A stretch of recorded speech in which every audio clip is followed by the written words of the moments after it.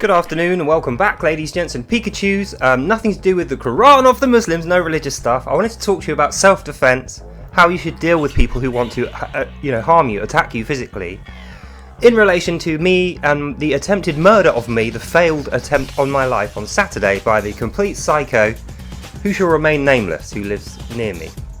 So, with most people, the thing that I would say first is try and consider people individually. Everyone's different. Some people you can talk them down without fighting them.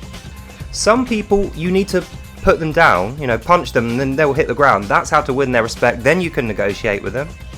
Some people cannot be negotiated with, and in which case you just flee and just, even if it doesn't matter whether you think you can beat them or not, because what will happen with those people is you'll put them down now, you'll walk away, they'll sneak up behind you with a crowbar or something like that. So these kind of people, they're not going to be deterred by violence, and that's why I say violence is not a good solution to violence. You cannot fight fire with more fire, it just makes it worse.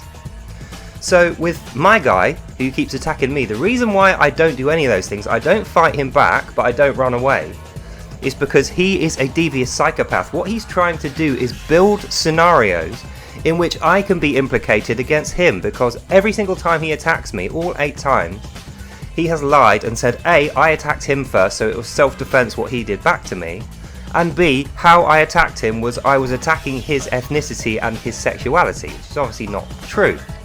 So I know every single time I'm faced with this same guy, when he's attacking me, I have to stand up to him so that I can draw the confrontation out as long as I can, so that there's more witnesses, so there's more opportunity for witnesses to see that, and there'll be more evidence left. Because I know he's going to lie and he's going to say I attacked him and it was self-defense. So because he's good at lying and he has an expensive barrister, someone's paying for him to have that legal defense, it requires me to put myself in harm's way in order that I can get a good result there.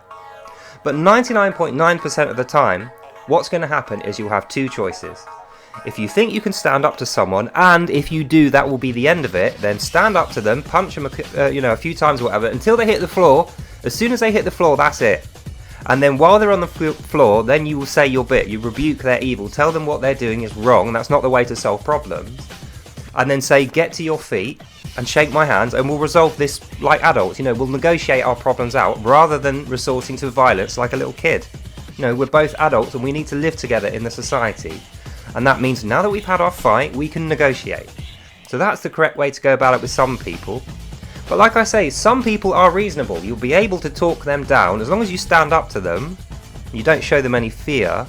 But likewise, you don't offer them a threat or violence. Don't say, I'll fucking kill you, or, I'll do this or I'll do that. Never threaten anyone. Stand your ground. So don't let them think that you're about to run away or you're scared of them. Don't empower them like that. And openly say to them, this is wrong. This is cowardly. This is childish. This is not the way to solve your problems. And try and get them into a dialogue, because if you can negotiate with them, usually what happens is these people have some kind of problem, whether it's a true issue that you've caused them, whether they're just imagining it or someone's lied to them. There's usually a problem that you can solve through talking, and if you can do that, not only will they not want to fight you afterwards, sometimes you can even become good friends after that, and not only have you helped them, you have done something good. You will feel more confident afterwards. So hopefully those will be the scenarios you get into. If anyone attacks you, you'll be able to talk them down without violence, or if push comes to shove, you can just put them to the ground and say, right, that's it now. That's the end of it. Let's talk about it. But if you have a scenario like I have with a guy who's effectively a crazy stalker who won't leave you alone and has other people in his ear encouraging him for whatever reason to continually target you, and he has a plan to trick and lie and get away with these things to try and implicate you, on those scenarios, try and get as much evidence as you can, try and make sure there's witnesses, make as much noise as you want, wear a body cam, there's things you can do. And the main thing is not to take the bait. Don't be provoked into violently attacking someone else just because they have offered you violence, because what will happen later is they will deny it, they will say it was self-defense, and they will point to any injuries they have and they will say that's the reason they attack you. And the court is likely to favour that unless there's a lot of evidence against you. So if they're anything like this guy, he's very good at avoiding evidence. He's a lifetime criminal. That's all he's ever known. So that's why he thinks that's going to enable him to get away with these things. And what he's going to find out this time is because it's the 8th time in a row, every single time he said the same thing, self-defense, I attacked him, I discriminated against him. Now, the police have a massive load of evidence to suggest that he's not telling the truth and that he's actually planning this. And that means when he goes in front of a judge in a few weeks' time, the judge is not going to look on him favourably. Nothing he says will be believed because it's obviously lies. And we'll look at the evidence, and the evidence is going to tell everyone in that room this guy is a narcissistic, violent psychopath and a pervert and deserves to be put behind bars for a decade at least. And then after that come out into psychiatric care. So he won't be free. And at that point I think he'll realise that you cannot get away with lying over the long term. It's a short-term solution that sometimes works, sometimes doesn't, that causes you anxiety because you don't know.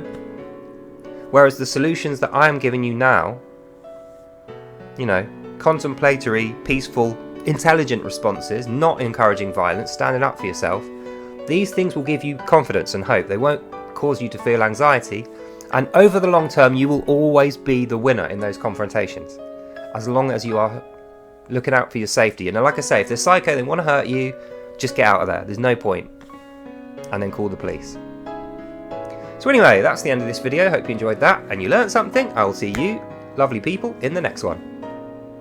Bye now. And the main thing is, just keep yourself safe. It's not worth risking your health over some silly argument or your arrogance, you know, so you can say that you're tough. Just do the right thing. You'll know what that is. Anyway, that's all for now. God bless you all. Have a good evening, and I'll see you lovely people in the next one. Bye now.